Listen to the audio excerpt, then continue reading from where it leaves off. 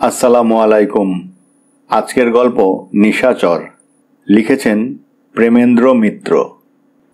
10 বছর আগে বাংলার দুটি স্বামী স্ত্রীর সাধারণ একটি দাম্পত্য কলহের যা নিদারুণ পরিসমাপ্তি ঘটেছিল তার কথাই বলবো। বাড়িটি তেমন ভালো না, অত্যন্ত জীর্ণ। সংস্কারের অভাবে তার চারদিকের দেয়াল নানা জায়গাতেই ভেঙে গিয়েছে, কিন্তু সে ভাঙা দেওয়ালের ফাঁক দিয়ে সুদূর নীল পাহাড় আর শালের জঙ্গল যখন চোখে পড়ে তখন তার জন্য কৃতজ্ঞতা প্রকাশ করতে ইচ্ছা হয়। ছোট খড়ের দেয়াল, বাড়িটির সংকীর্ণ বারান্দায় দাঁড়িয়ে কতদিন অমলা দূরের নীল আকাশ শ্রেণীর দিকে তাকিয়ে আর চোখ ফিরাতে পারেনি। এমনটি আর সে কখনো দেখেনি। বাংলার সমতল আগাছা আচ্ছন্ন পল্লীর মেয়ে সে। পৃথিবী যে এত বিশাল, এমন সুন্দর, এ ধারণাই তার ছিল না। কাজ করতে করতে দিনে অন্তত 100 বার সে বারান্দায় খানিকক্ষণের জন্য দাঁড়িয়ে দূরের পাহাড়ের দিকে তাকিয়ে থাকে। স্বামীকে অন্তত 100 বার দিনে ঘুরিয়ে ফিরিয়ে সেই একই কথা বলে, ভারী সুন্দর দেশ না গো।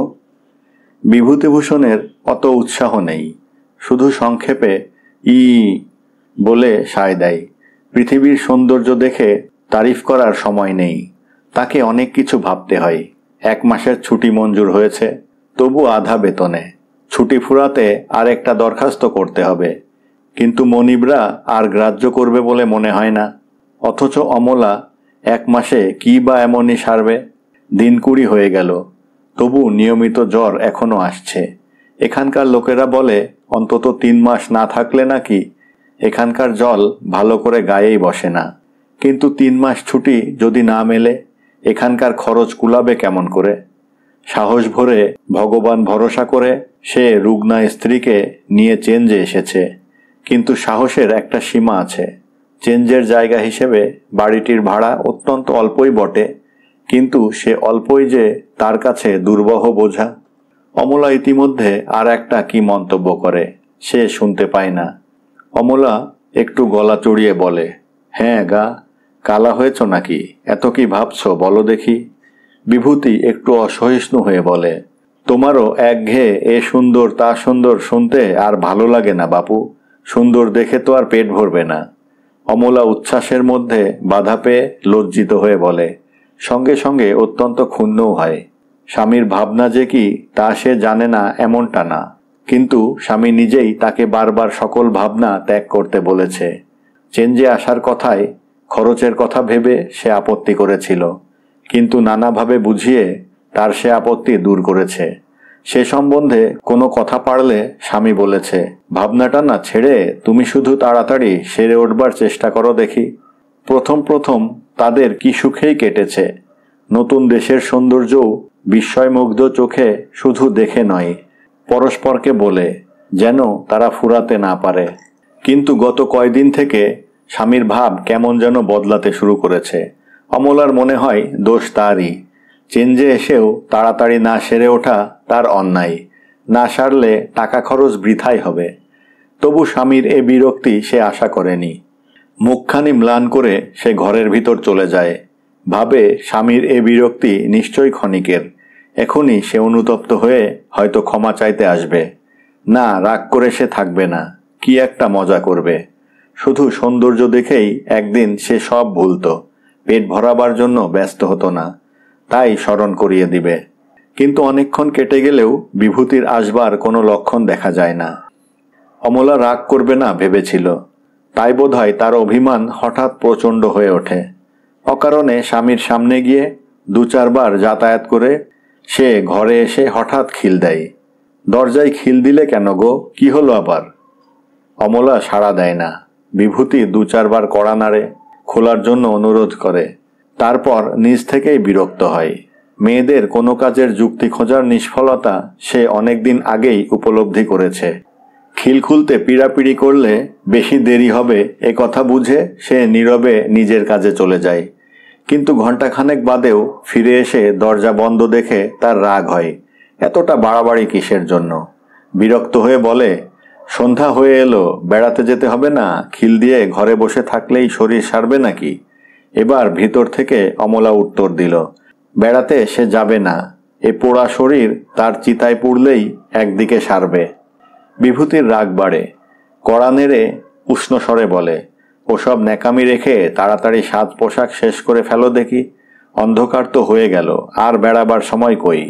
অমলা তারপরেও দরজা খোলে না। তার অশ্রুরুদ্ধ কণ্ঠ শোনা যায়, আমি হয়েছি তোমার আপদ বালাই, মরলেই তোমার হাড় জুড়োই। উঠতে বসতে দাঁত খিচবে যদি, তাহলে চেঞ্জে আসার দরকার কি ছিল? কি হবে আমার শরীর সেরে? বিভূতির আর সহ্য হয় না। বেশ কাঁদো তাহলে ঘরের ভেতর বিনিয়ে বিনিয়ে, আমি একাই যাচ্ছি বেড়াতে বলে রাগে সে বের হয়ে যায়। বেড়াতে অবশ্য তার ভালো লাগে না। বাড়ির অদূরে একটা পাথরের ওপর বসে মেয়ে যাত্রার এই অবুঝ অভিমানের কথাই সে ভাবে। এত রাগারাগি করার মতো সে কি বলেছে? আর যদি একটা রূঢ় কথা বের হয়ে গিয়েই থাকে, তার জন্যে কি সন্ধ্যাটা মাটি করে দিতে হয় এমন করে? আর কটা দিনই বা আছে। এখানের প্রত্যেকটা দিন যে তাকে কি মূল্যে কিনতে হচ্ছে তা সে ভালো করে জানে। এই কটি দিনের উপর সে ভরসা করে আছে। অমলার জ্বর সারানো চাই। তার ভেতর এই মূল্যবান দিনের একটি নষ্ট হয়ে গেল ভেবে দুঃখের আর সীমা থাকে না। কে জানে কতটা উপকার এই দিনটিতে হতে পারত। হয়তো কাল আর জ্বর আসতো না। অন্ধকার হতে সে বিষণ্ণ মনে বাড়ি ফিরে আসে। অমলা ঘর থেকে বের হয়েছে। বেড়াতে না যাক, উনুন ধরিয়ে রান্না চড়াতে ভোলেনি। বিভূতির রাগ পড়ে তখন ক্ষোভ এসেছে। কাছে গিয়ে সে অত্যন্ত স্নেহের স্বরে বলে, মিছিমিছি রাগ করে আজ বেড়ানোটা কেন নষ্ট করলে বলো দেখিনি? তুমি ভারী অবুঝ। অমলা কিন্তু ফোঁস করে তিক্ত কণ্ঠে জবাব দিল, যাও, আর সোহাগ করতে হবে না। নিজে বেরিয়ে এসেছ তো, তাহলেই হলো। বিভূতি আঘাত পেয়েও হেসে স্নিগ্ধ স্বরে বলে, বাবারে, এখনো রাগ যায়নি তোমার? তোমার ভালোর জন্যই বলছি লক্ষ্মীটি, রাগ করে শরীরের ক্ষতি এমন করতে আছে? অমলা রেগে বলল, আমার ভালো তো তুমি খুব চাও। চেঞ্জে আনতে টাকা খরচ হয়েছে বলে বুক টনটন করছে, উঠতে বসতে মুখ নাড়া দিচ্ছ তাই। অন্যদিন হলে এর চেয়ে অনেক বেশি হয়তো বিভূতি সহ্য করত। হয়তো আর একবার মান ভাঙাবার চেষ্টা করলেই সব গোলমাল মিটে যেতে পারত। কিন্তু আজ তার হঠাৎ রাগ চড়ে যায়। উষ্ণ স্বরে বলে, তোমার জন্যে টাকা পয়সা খরচ হয়েছে বলে আমার বুক টনটন করছে বটে। অমলা বলে, করছেই তো। বিভূতি গলা চড়িয়ে বলে, করবেই বা না কেন? টাকা রোজগার করতে মেহনত হয় না? অমনি আসে। চেঞ্জে এসে ঘরে খিল দিয়ে থাকবে তো টাকা খরচ করবার কি দরকার ছিল? আমি তোমায় চেঞ্জে আনতে তো স্বাধীনি। বিভূতি সে কথাই কান না দিয়ে ধরা গলায় বলে যায়, বিয়ে হওয়া স্তক জ্বালিয়ে পুড়িয়ে মারল।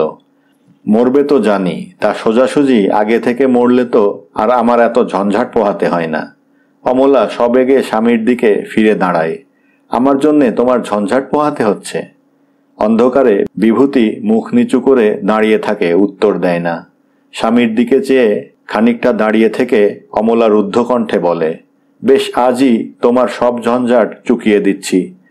অন্ধকারে অমলা খোলা দরজা দিয়ে হঠাৎ বাইরে চলে যায়। বিভূতি এগিয়ে ধরতে গিয়েও বোধহয় কি ভেবে আবার ফিরে বসে পড়ে। অমলা ছেলেবেলা হতে ভয় কাতর, সে জানে। রাগ করে বের হয়ে গেলেও বেশিক্ষণ সে থাকতে পারবে না, এখনই ফিরে আসবে। কিন্তু একটু একটু করে অনেকক্ষণ কেটে যায়, তবু অমলা ফেরে না। বিভূতি এবার ভীত হয়ে ওঠে। দরজার কাছে এগিয়ে গিয়ে কাউকে দেখতে না পেয়ে মৃদু স্বরে ডাকে, অমলা। কোনো সাড়া শব্দ নেই। বিভূতি আরো জোরে স্ত্রীর নাম ধরে ডাকে, তবু কোনো উত্তর মেলে না। এক অজানিত আশঙ্কায় তার বুক কেঁপে ওঠে। ঘরে এসে লণ্ঠনটা জেলে নিয়ে সে দ্রুত পায়ে অমলাকে খুঁজতে বের হয়ে যায়। নিস্তব্ধ অন্ধকার রাত্রি, তার মাঝে সুদূর পথে থেকে বিভূতিভূষণের ব্যাকুল কাতর আহ্বান শোনা যায়, অমলা। ঘাটশিলার স্টেশনে বসে গভীর এক অন্ধকার রাত্রে আমরা বিভূতি অমলার দাম্পত্য জীবনের এই কাহিনীটি শুনেছিলাম। কেমন করে কি অবস্থায় শুনেছিলাম তার বিবরণ বড় অদ্ভুত। ছিলাম চক্রধরপুরে। হঠাৎ রমেশের খেয়াল হলো অন্ধকারে মোটরে করে গেলুড়িতে গিয়ে বিভাসকে অবাক করে দিতে হবে। আগের দিন সকালবেলা বিভাসের বাড়ি থেকেই 3 জন মোটরে করে চক্রধরপুর রওনা হয়েছিলাম। হঠাৎ পরের দিন গভীর রাত্রে তার দরজায় গিয়ে ডাক দিলে বিস্মিত হবার কথা। শুধু বিভাসকে চমকে দেবার জন্যে এই রাত্রে এতখানি পথ যাবার তেমন স্পৃহা আমার ও বীরেনের কারোরই ছিল না। কিন্তু রমেশের উৎসাহ দমিয়ে রাখা কঠিন। শেষ পর্যন্ত তার প্রস্তাবে রাজি হতেই হলো। গোল বাঁধল শুধু সোফারকে নিয়ে। স্পষ্ট না বললেও ভাবে বোঝা গেল এই অন্ধকার রাত্রে মোটর হাঁকিয়ে যেতে তার বিশেষ আপত্তি আছে।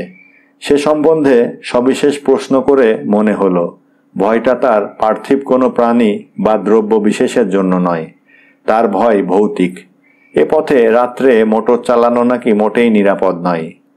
কিন্তু তার কোনো আপত্তি রমেশ টিকতে দিল না। সন্ধ্যার খানিক বাদেই রওনা হয়ে পড়লাম। পরিষ্কার সোজা পথ, গাঢ় অন্ধকারের ভিতর দিয়ে আমাদের প্রখর হেডলাইট সে পথ ভেদ করে চলছে। মনে হয় যেন অন্ধকারের ভিতর থেকে আমাদের আলোর পথ প্রতি মুহূর্তে আমরা সৃষ্টি করে চলছি। যে বেগে মোটর চলছিল তাতে পৌঁছাতে বেশি দেরি হওয়ার কথা নয়। রমেশের পাটা সামনের সিটের ওপর তুলে দিয়ে আরামে মাথা হেলান দিয়ে বলল, কি আরাম বলো দেখি, অন্ধকার রাত্রে মোটর চালাবার মতো মজা আছে, বিশেষত এমনই পথে। বীরেন বলল, কিন্তু কি ভয়ঙ্কর অন্ধকার বলো দেখি, মনে হয় যেন আমাদের হেডলাইটকে সবলে ঠেলে এগুতে হচ্ছে। রমেশ কি বলতে যাচ্ছিল কিন্তু বলা হলো না। হঠাৎ সার্চ লাইটটা নিভে গেল, আর সেই মুহূর্তে মনে হলো আমাদের চারধারে অন্ধকার যেন ওত পেতে বসেছিল। আলো নিভতে একযোগে সবেগে ঘিরে ধরল। বীরেন বলল, এ কি? সোফার গাড়ি থামিয়ে নেমে বলল, কি জানি বুঝতে পারছি না। তার কণ্ঠস্বরে সম্মানের চেয়ে ভয় ও বিরক্তির পরিচয় বেশি পেলাম। দুধারে ঘন জঙ্গল, তার মাঝে সেই নির্জন পথে অন্ধকারে শুধু দেশলাইয়ের আলো সম্বল করে সোফার অনেকক্ষণ হেডলাইট জ্বালার বৃথা চেষ্টা করে অবশেষে বলল, না, এ জ্বলবে না। তাহলে উপায়? সোফার বলল, গাড়ির অন্য আলো জ্বলবে মনে হচ্ছে, কিন্তু তাতে পথ ভালো দেখা যাবে না। রমেশ বলল, তাই জেলেই চলো, এখান থেকে আর ফেরা নয়।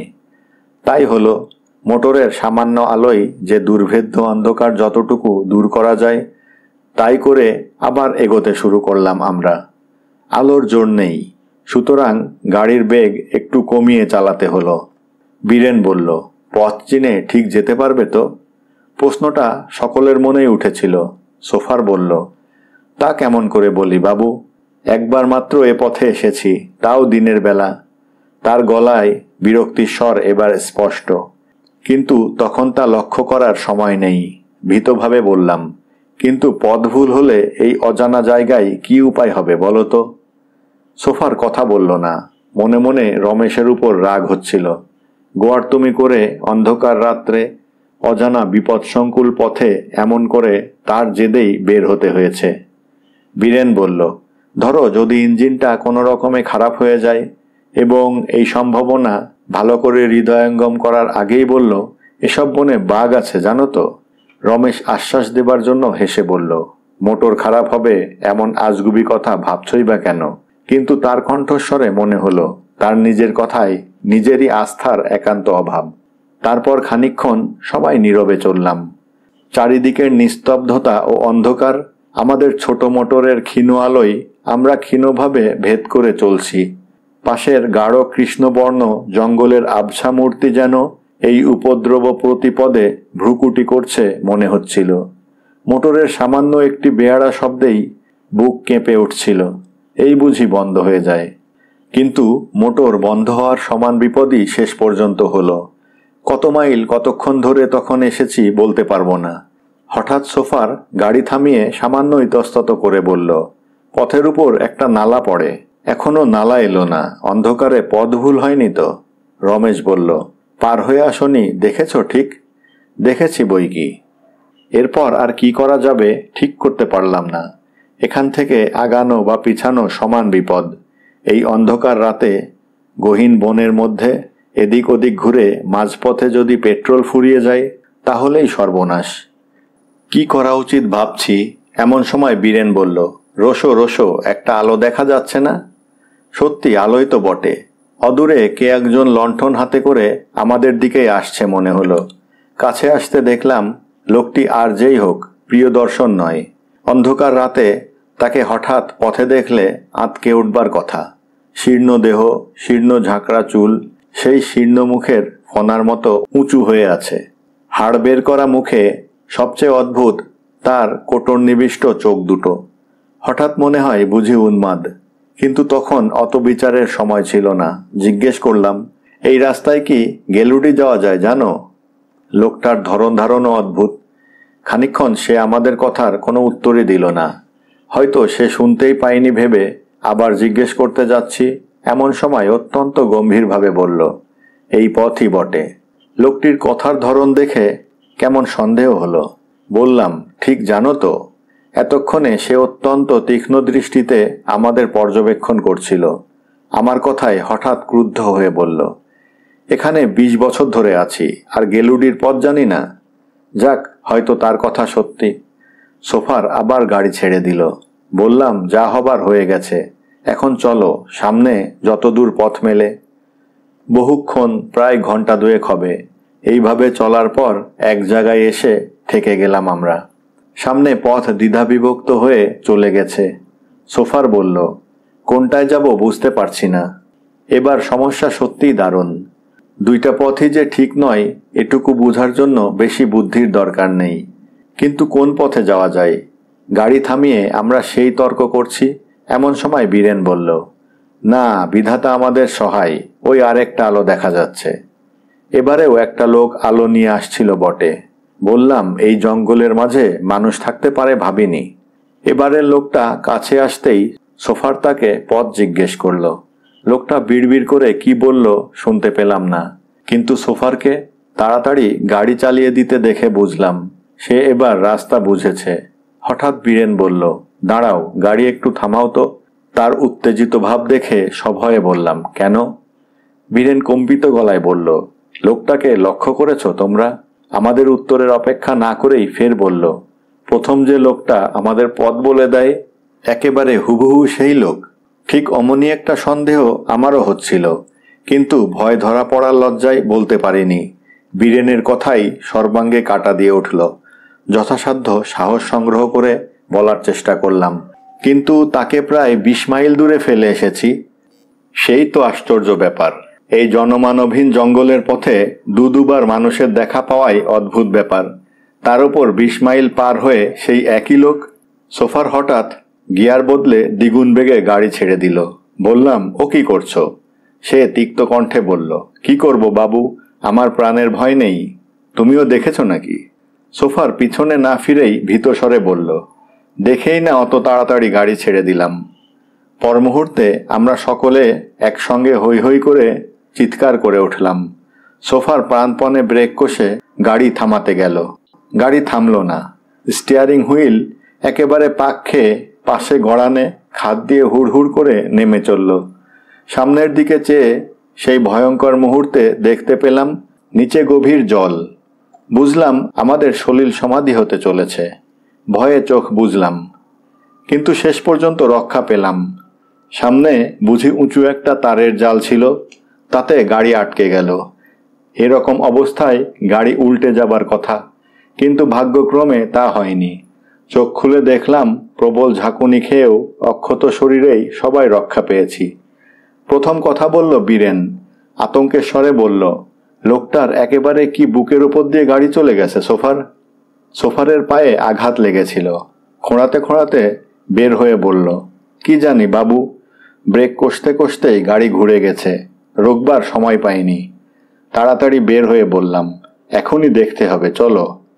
সবাই মিলে উপরে উঠে আসলাম, কিন্তু আশ্চর্য, তন্ন তন্ন করে চারদিক খুঁজেও কাউকে পেলাম না। এক জোয়ান মানুষ, সবাই মিলে স্পষ্ট তাকে গাড়ির ধাক্কা খেয়ে পড়ে যেতে দেখেছি। তার দেহ এই 1 মিনিটের ভেতর কোথায় উধাও হয়ে যেতে পারে। যেদিকে খাদ সেদিকেও পড়েনি, পড়েছে একেবারে সম্পূর্ণ অন্যদিকে। সেখান থেকে মৃত বা জীবন্ত কারো 1 মিনিটেই অন্তর্ধান হওয়া একেবারেই সম্ভব নয়। বীরেন বলল, তাহলে কি? তার কথা শেষ করতে হলো না। একই আতঙ্কে সবারই বুক কাঁপছে। বললাম, ও মোটর আজ আর উঠানো যাবে না, চলো সবাই মিলে এগিয়ে যাই। রমেশ বলল, কিন্তু কোথায়? বললাম, ওই দূরে একটা লাল আলো দেখা যাচ্ছে, বোধ হচ্ছে যেন স্টেশন হবে একটা। বীরেন বলল, কিন্তু আবার আলো। সেদিন অনেক হয়রানির পর অবশেষে স্টেশনে পৌঁছেছিলাম। পথ ভুলে যে কতখানি হয়েছে স্টেশনের নাম দেখেই বোঝা গেল। গেলুডি আসতে একেবারে ঘাটশিলায় এসেছি। গভীর রাত। স্টেশনে তখন এক টেলিগ্রাফ মাস্টারই জেগেছিলেন। লোকটি অত্যন্ত ভদ্র। আমাদের সাদর অভ্যর্থনা জানিয়ে আশ্রয় দিয়ে বললেন, আজকের রাতটা এখানে থাকুন, কাল আপনাদের মোটর তোলার ব্যবস্থা করে দেব। ঘুমাবার ব্যবস্থা এক প্রকার তিনি করে দিয়েছিলেন, কিন্তু তখন আর ঘুমাবার প্রবৃত্তি নেই। তাকে সমস্ত দুর্ঘটনার কাহিনী বললাম। ভদ্রলোক গম্ভীর হয়ে বললেন, আপনারা জানেন না তাই, নইলে এই অঞ্চলে সাহেব সুভদ্রাও রাত্রে ও পথে মোটর নিয়ে বেরোয় না। আপনারা তবু প্রাণে বেঁচেছেন। ৫-৬টা মোটর লোকজন সমেত এই রাত্রে আশ্চর্যভাবে চুরমার হয়ে গেছে। সভয়ে বললাম, কিন্তু ব্যাপার কি মশাই? শুনি মোটরের উপরই তার যত আক্রোশ। সারা রাত নাকি অমনি লণ্ঠন নিয়ে এই পথে পথে ঘুরে বেড়ায়। ভীতকণ্ঠে জিজ্ঞাসা করলাম, কে? সিগন্যালার মশাই ধীরে ধীরে বললেন, 10 বছর আগে এখানকার একটি লোক রাত্রে তার স্ত্রীকে খুঁজতে বেরিয়েছিলেন, আর বাড়ি ফেরেনি। তারপর একটু থেমে বললেন, ওই পথে সে মোটর চাপা পড়ে মারা যায়। ধন্যবাদ।